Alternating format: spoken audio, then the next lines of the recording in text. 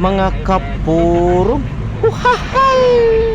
Mga kapurong, magde-deliver po kami sa Oroquita mga kapurong, no? Ito po yung dalawang building mga kapurong, oh. Hindi pa po natapos mga kapurong. Yan po yung mataas na building dito sa amin mga kapurong, at papunta na po kami mga kapurong, no, sa Oroquita. At ang lawak po ng palayan dito sa amin mga kapurong, sobrang ganda po tignan mga kapurong. At dito po tayo sa tulay mga kapurong, no? Ganda po ng panahon ngayon mga kapurong. At nandito na po tayo sa Oroquita mga kapurong, no? Kasi kakain na po tayo mga kapurong kasi alas 12 na po.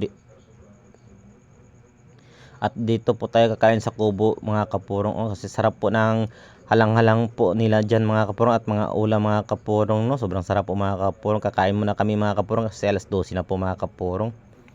At tapos na po kaming kumain mga kapurong, at nag-relax po kami muna mga kapurong, no? Kasi alas 12 pa po mga kapurong. Hindi pa po i-open yung dideliveran namin mga kapurong.